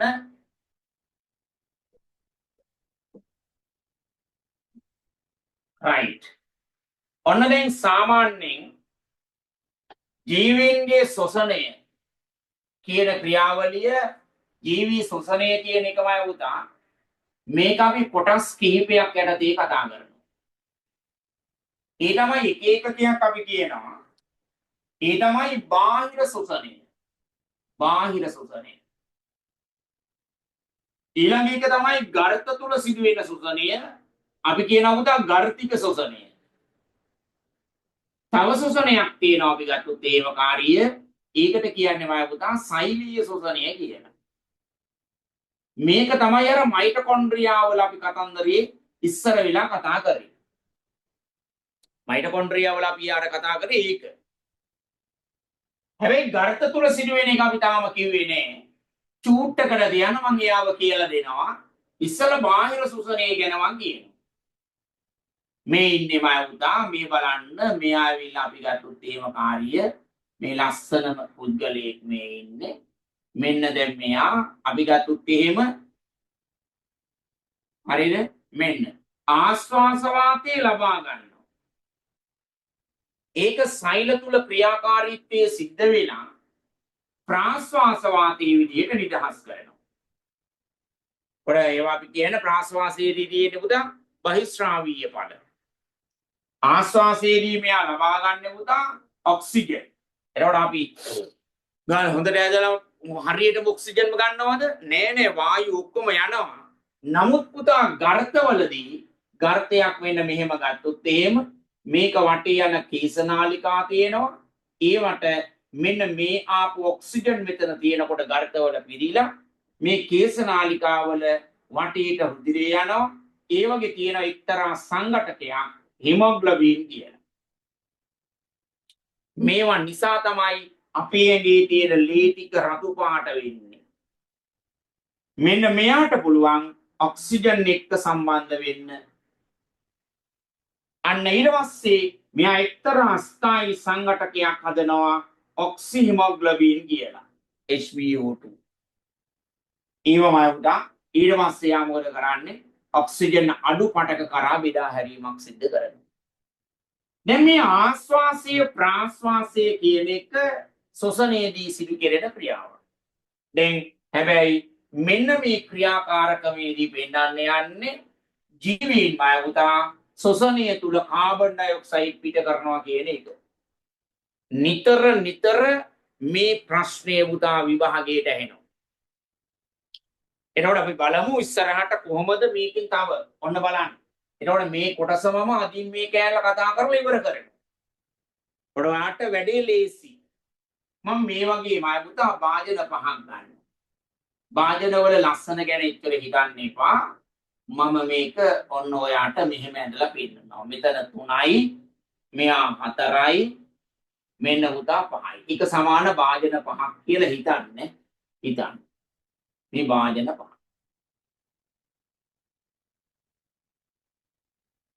ඔන්න මේ දෙන වාදන ටික. හරිද? මේ වාදනවල මයුතේ මේකට මම දානවා එක්තරා සංඝටකයක්. ඒ තමයි පොටෑසියම් හයිඩ්‍රොක්සයිඩ්. එහෙම නැත්නම් මේකට සෝඩියම් හයිඩ්‍රොක්සයිඩ් දාන්නත් පුළුවන්. දෙකම දාන්නේ දෙකෙන් එකක්. මේකට අපි දානවා පුතා ඒ තමයි අවර්ණ හුණු දියර. Calcium hydroxide COH twice. මේක ඇතුළට අපි දානවා පුතා ගෙම්බේ. ගෙම්බාගේ රූපේ වන් අඳින්න ගියොත් එහෙම කාර්ය ඉබ්බෙක් වගේ එකෙක් කැඳෙන හින්දා පුතා ගෙම්බා කියලා නම ලියනවා. මේකේ දානවා මම කැල්සියම් හයිඩ්‍රොක්සයිඩ් CaOH twice. මේකට දානවා වතුර. වතුර දාලා මේකේ පොඩි කරාමයක් හයි කරනවා. මේ දින කරාමේ, මේ දින ජල කරාමේ. මේ ජල කරාමයක් තියෙනවා. මේකේ මයවුරා මෙන්න බාහිර සිට වාතය මේකට ඇතුල් වෙනවා. බලන්න ඔය ප්‍රශ්නේ විදිය ඇතුල් වෙනවා. මේ දින එක මේකෙන් අපි ගත්තොත් එහෙම කාර්යය මේකෙන් ඉවත් වෙලා යනවා. මේකෙන් මේකට යනවා. මේක දිහා කර ඝනකමට වගේ මෙහෙම නිකන් ලස්සනට අපි අඳිමු නේ. හිතන්න එපා. මේකට එනවා. ඔන්න මේකෙන් ඇවිල්ලා තව මේකේ තියෙන ඉතුරු වාතයමයි වුණා මේකට එනවා. ඔන්න මේකට එනවා. මේකෙත් ඔන්න දැන් අපි ගත්ත තේම කාර්යය මෙන්න මේකේ ඇවිල්ලා මේකට ආවා. එයාගෙන් පස්සේ ඉතුරු වාතය මේකට යනවා.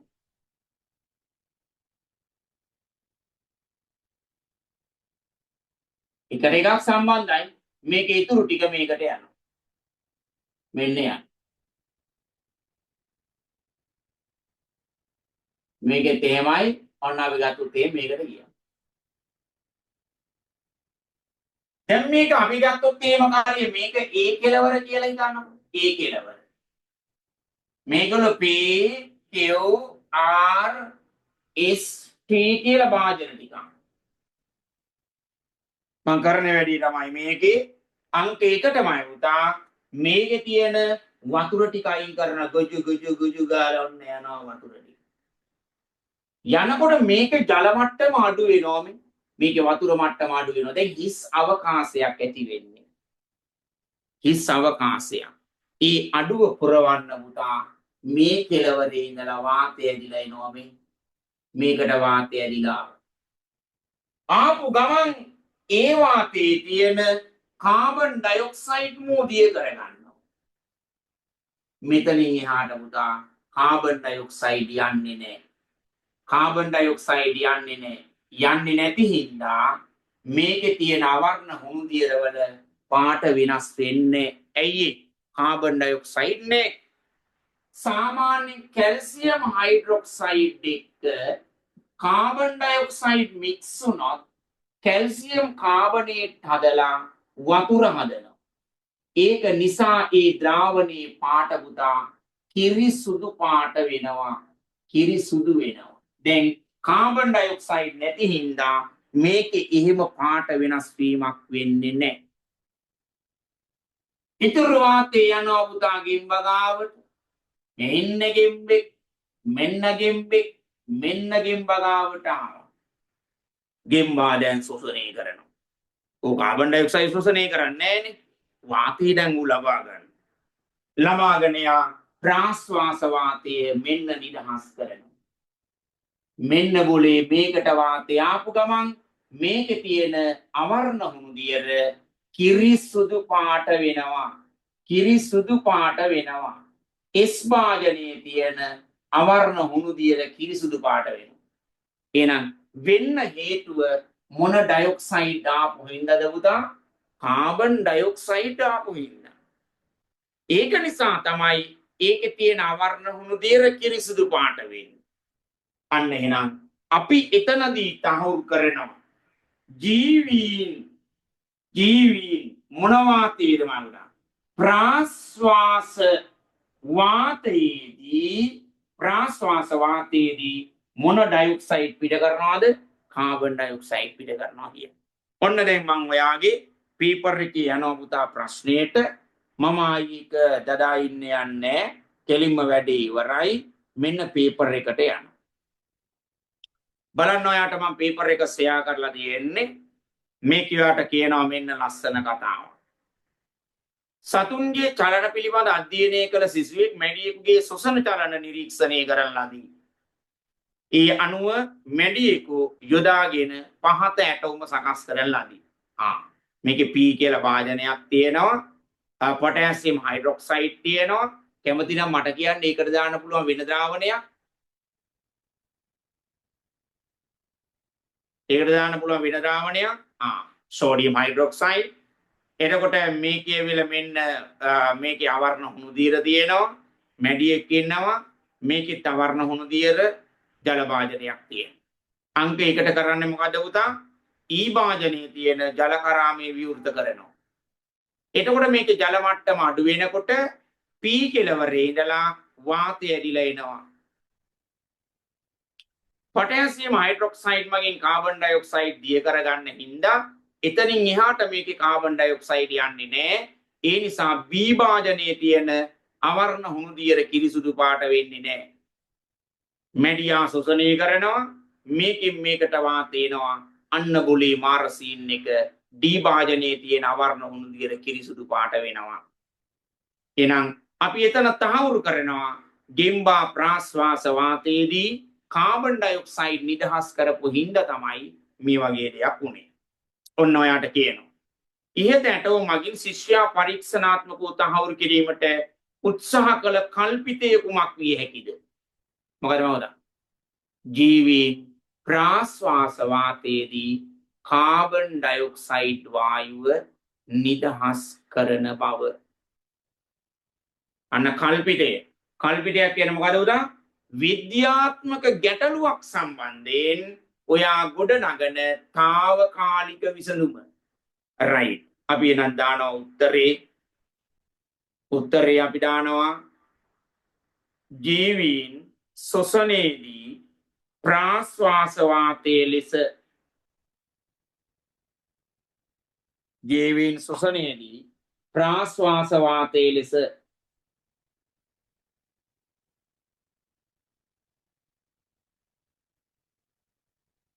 කාබන් ඩයොක්සයිඩ් වායුව නිදහස් කරන බව. කාබන් ඩයොක්සයිඩ් වායුව නිදහස් කරන බව.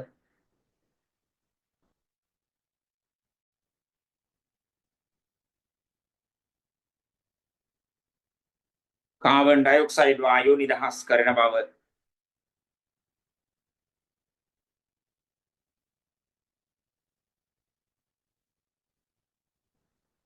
ඒ ඇටෝමේ තියෙන පොටෑසියම් හයිඩ්‍රොක්සයිඩ් වල කෘත්‍යය මොකද වුණා?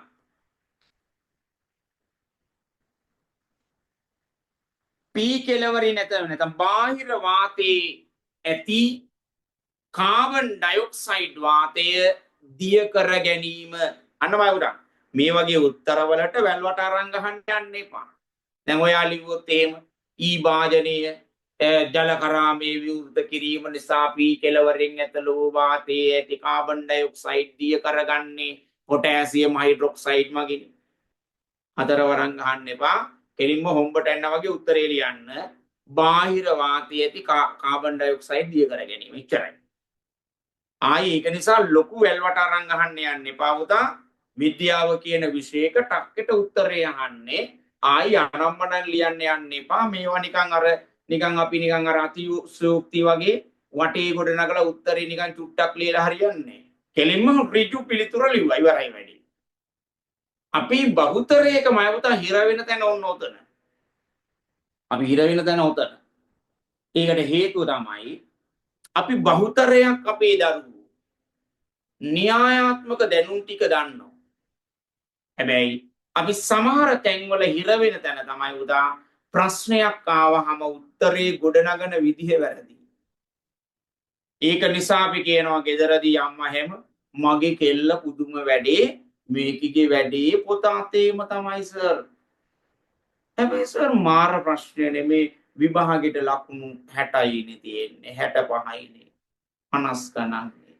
ඇයි මෙහෙම අඩු වෙන්නේ? අන්න හේතුව තමයි පුතා ප්‍රශ්න වලට උත්තර ලියන එකේ තියෙන සිස්ටම් එකේ වැරැද්ද. එහෙනම් ඔයා ඒක හරියට හැදෙන්න නම් ඔයා ඒක හරියට හදන්න නම් පුතා අනිවාර්යයෙන් තේ තියරි දැනුමත් එක්ක ප්‍රශ්න වලට පිළිතුරු ලිවිය යුතුමයි. මේ විද්‍යාව වගේ විෂයක එහෙමමයි පුතා කටපාඩම් න්‍යායෙන් උත්තර හොයන්න යන්න එපා. එහෙම වුණොත් මේක හරි ප්‍රශ්නයක්. එහෙම අපිට කරන්න හරි අමාරුයි. ඒක නිසා හරියටමයි පුතා තියරිය දැනගන්නවා. පේපර්ස් ටික අපි හරියට මේ වගේ ගොඩ දානවා.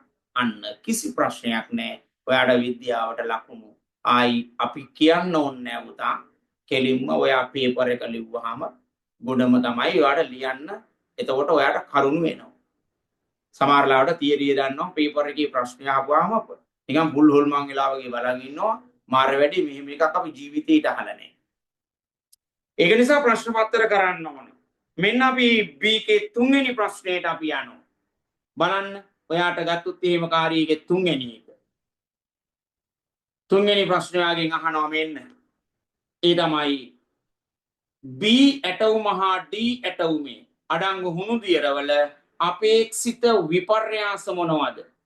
B වල වර්ණ වෙනසක් සිදු නොවන අතර D බඳුනේ ඇති අවර්ණ හුණු දියර කිරිසුදු පැහැති වේ. අන්න එනම් උත්තරය අපි කියනවා මොකයි පුතා කියන්න බලන්න.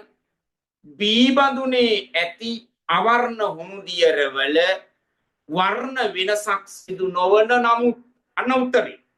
D බඳුනේ ඇති අවර්ණ හුණු දියර කිරිසුදු පැහැති වේ. මයුරා ලියන්න උත්තරේ.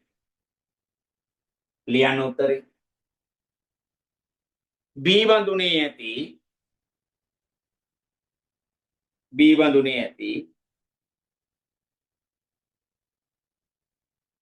අවර්ණ හුණු දියරවල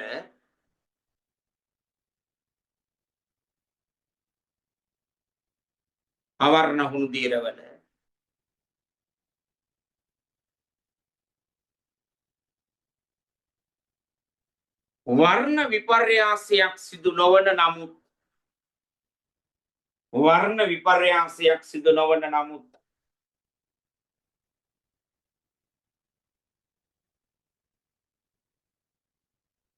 D බඳුනේ ඇති අවර්ණ හුණු දියර කිරිසුදු පැහැති වේ.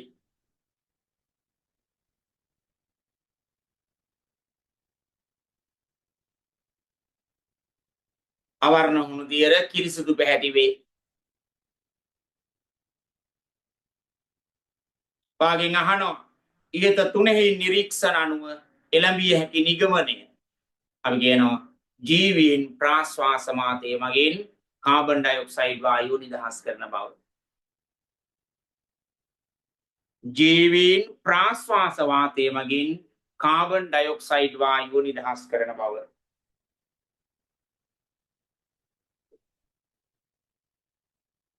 ජීවීන් ප්‍රාශ්වාස වාතය මගින් කාබන් ඩයොක්සයිඩ් වායුව නිදහස් කරන බව.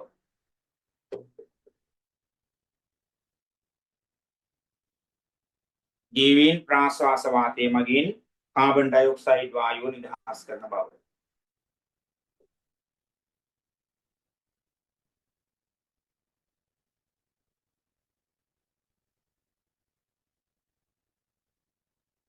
right මේ අහන්න ඔයාට කියනවා ශාක වර්ධනය නිරීක්ෂණය කිරීම සඳහා විද්‍යාගාරයේදී සකස් කළ හැකි ඇටවුමක නම අපි කියන මොන මානයද උදා?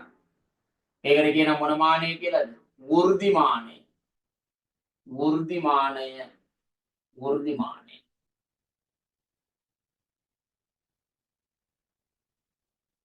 ශාක වර්ධනය මනින්න අපි පාවිච්චි කරන ඒ උපකරණයට කියන මොන මානය කියලාද උදේ? වෘද්ධිමානය. වෘද්ධිමානය. ශාක වර්ධනය මනින්න ගන්නනේ. ශාකයක වර්ධනය හා සත්වයකුගේ වර්ධනයේදී බාහිරව නිරීක්ෂණය කළ හැකි ප්‍රමාණාත්මක වෙනස මොකද උනේ? අපි මේ මිනිසා ඉන්නේ. මේ ශාකයක් තියෙන්නේ. ශාකයක වර්ධනයේ සීමාවක් රහිතයි. සත්වයකුගේ වර්ධනය සීමා සහිතයි. දැන් අපි දැම්මයි උදා අපි එහෙම දැන් වර්ධනය ඉවරයි දැන්. අපි ඇවිල්ලා වර්ධනය මෙහෙම උච්ච ඇවිල්ලා දැන් යන්නේ මගේ පුතා අනිත් පැත්තට. තව ටික දවසක් යනකොට මේ හැම රැලි වැටිලා මේවා කුණ්ඩ ඉදිලා එතකොට හකු යට ගිහින් දත් හැදිලා නේද? එතකොට ඔයාලට ඒ කාලේ නිකන් ඔන්ලයින් කරන්න ආවොත් එහෙම බම් පුතේ ඔන්න එතකොට එකත් එක්ක වෙවුලන සීන් එකට එනවා. දැන් වර්ධනයේ උච්ච ඇවිල්ලා අනිත් පැත්තට යන්නේ. හැබැයි ශාක එහෙම නෙමෙයි. වර්ධන සීමාවක් නෑ. එහෙනම් වර්ධනය ඔය අහන්නේ ප්‍රමාණාත්මක කතන්දරේ ශාකවලයි සත්වයකුගේ ඔයා ලියනවා එහෙනම් මෙන්න බාහිර නිරීක්ෂණය කළ හැකි ප්‍රමාණාත්මක වෙනස ශාකයක වර්ධන සීමාවක් නොමැති නමුත්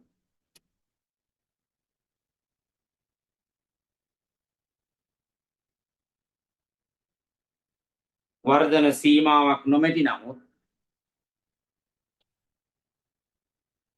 සත්වයින්ගේ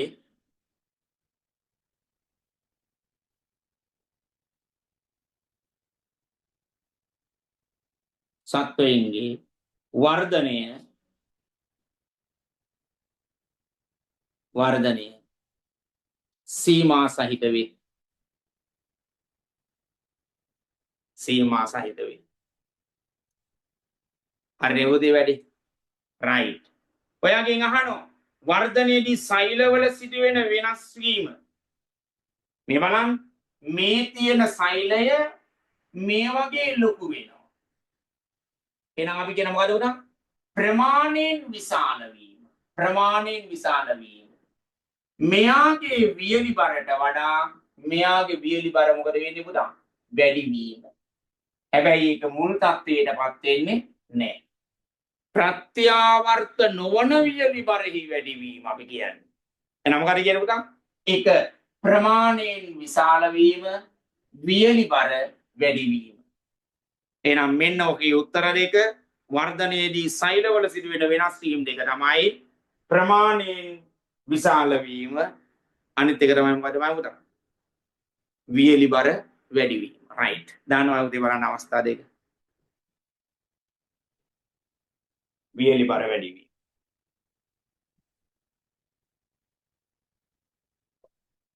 ප්‍රමාණයෙන් විශාල වීම, වියලි බර වැඩි වීම.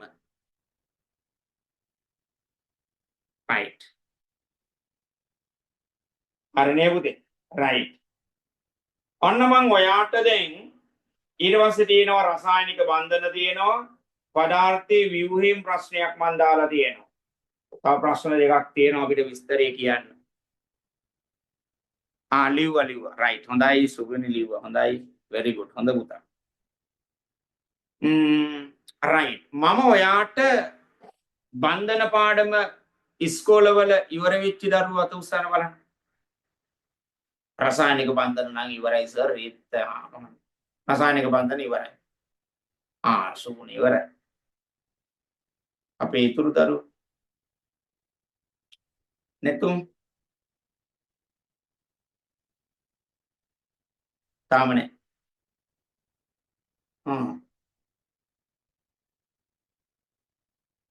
රයිට් හොඳයි රයිට් මම චූටි හැඳින්වීමක් කරලා අපි වැඩේ මෙතනින් ඉවර කරමු ඔන්න බලන්න මම රසායනික බන්ධන ගැන මම ඔයාලට මේ වගේ චූටි අදහසක් දෙනවා ඊට පස්සේ අපි මේ කොටස් ටිකත් එක්ක කතා කරලා ආයෙ පුතා අපි ඉස්සරහට යනවා මේකේ ඉතුරු බන්ධන ටික ගැන කියන්නේ. මේ ප්‍රශ්න වලට උත්තර ලියන්න අපි ඊට පස්සේ යනවා. හරිද? සාමාන්‍යයෙන් අපි ගත්තොත් එහෙම කාර්ය මූලද්‍රව්‍ය ටික අපි ලිව්වොත් එහෙම ආවර්තිතා වගුවක්. මේ තියෙන්නේ ආවර්තිතා වගුවක් කියලා හිතන්නකො. හිතන්න දෙයක් නැහැ මේ ආවර්තිතා වගුව තමයි 1 2 3යි 4යි 5යි 6යි 7යි මෙන්න මාවුතා මෙයයි 8යි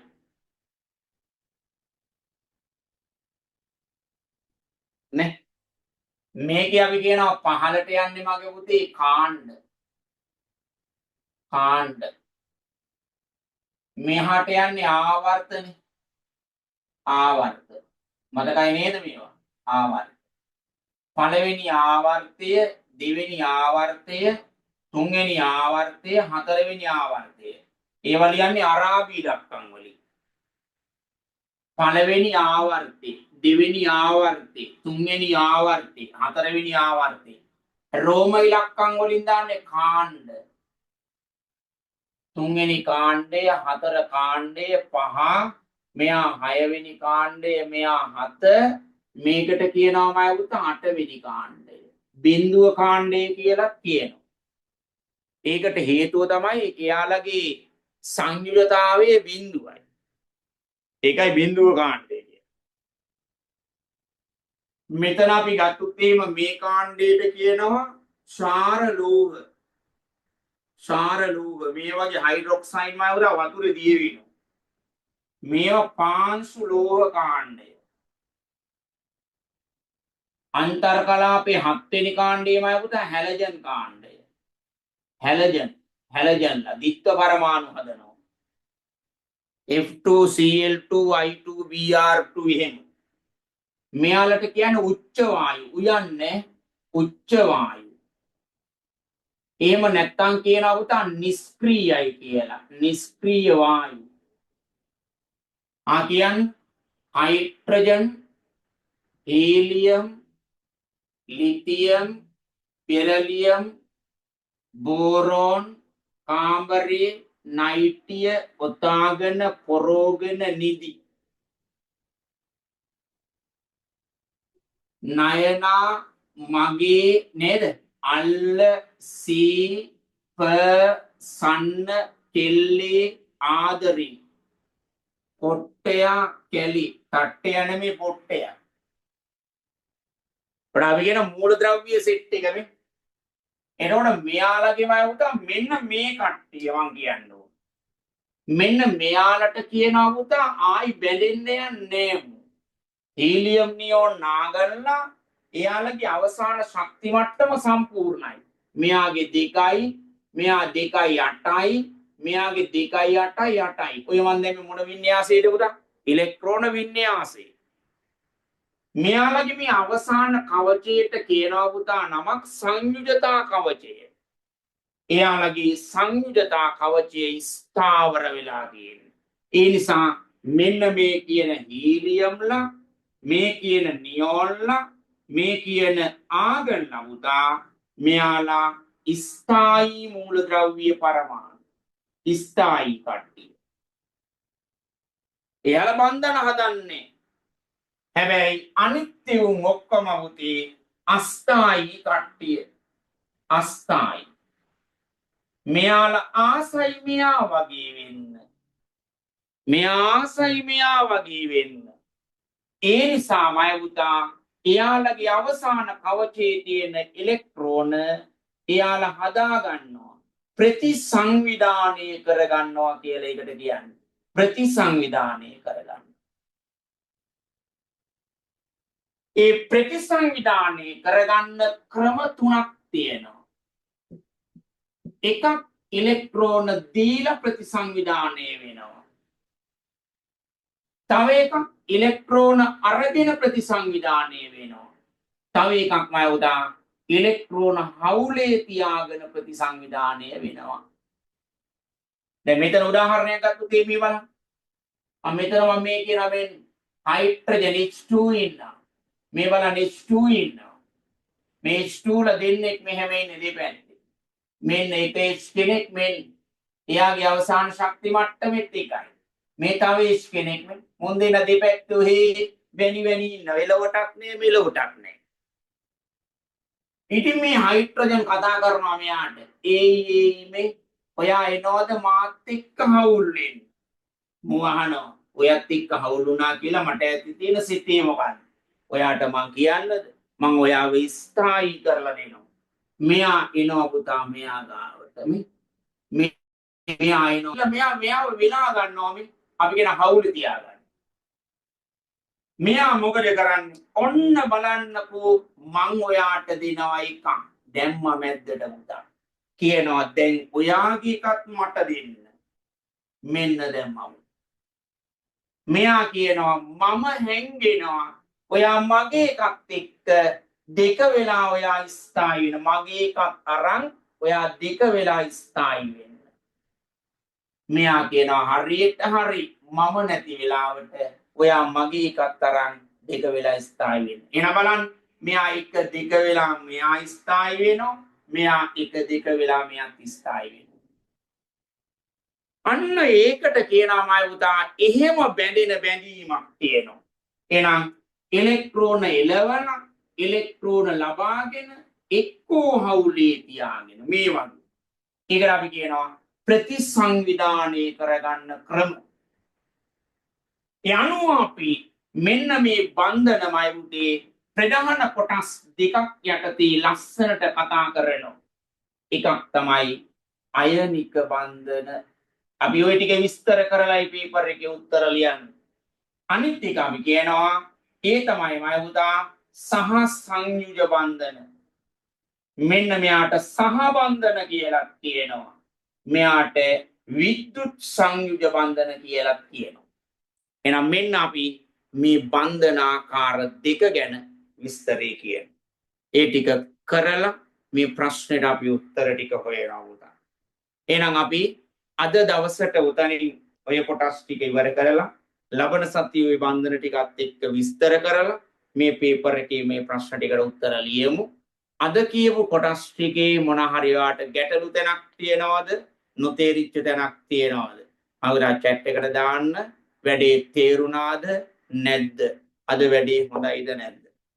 ඔයාගේ අදහස් ඉතා වටිනවා. සමයාගේ යාළුවන්ට කියන්න. ඒකල අපිත් එක්ක එකතු වෙන්න කියන්න. මේ වැඩසටහන මේ වාර්යමය පුතා මේ ටික කොහොමත් අපි නොමිලේ කරගෙන යන්න. කිසි ප්‍රශ්නයක් නැහැ. ඕනේ කෙනෙකුට මේකට සම්බන්ධ වෙන්න පුළුවන්. හරිද උදේ? රයිට්. දාන බලන්න chat එකට අපිට ටිකක් ඇවිල්ලා සතුටක් ලබන්න කියපු එක තේරුණාද නැද්ද මොකද උනේ කියලා බලන්න. ඔයාලගේ අදහස් තමයි වටින්නේ.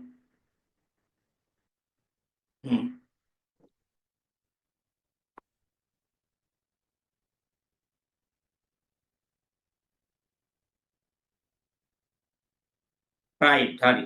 හොඳට තේරුණා. very good. නියමයි සුබුනි හරි. හොඳයි. හරි. සුබුනි ඉස්කෝලේ කොහෙද මම?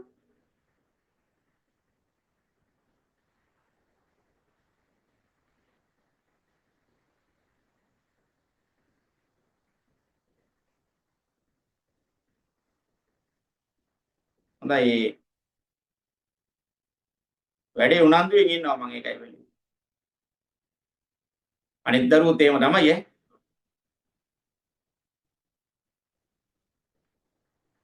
ඈ. රයිට්. එහෙමනේ. හරි හරි.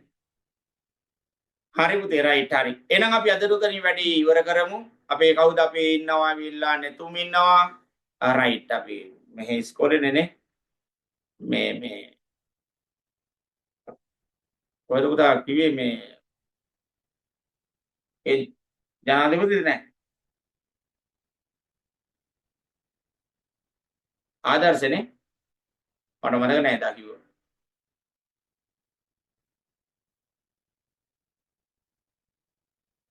රයිට් හරි DS එකේ.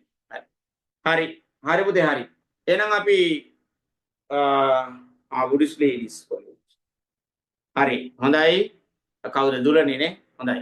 හරි පුතා හරි එහෙනම් මුස්සර්ණයි දෙයියන්ගේ පීඩයි අපි තුරු ටිකේ නම් ඊළඟ දවසේ කතා කරමු. බන්ධන ටිකේ විස්තරය කියලා ඔය ටික ප්‍රශ්න ටික අපි ඉස්සරහට කතා කරගෙන යමු. තව එතකොට පේපර් සෙට් එක මම ඔයාලට දෙනවා. එතකොට අපිට දෙවෙනි වාරේ වැඩ ටික ඔක්කොම කොට දා ගන්න පුළුවන්. රයිට්. එහෙනම් ආයුබෝවන් සුබ දවසක් කියලා ප්‍රාර්ථනා කරමු.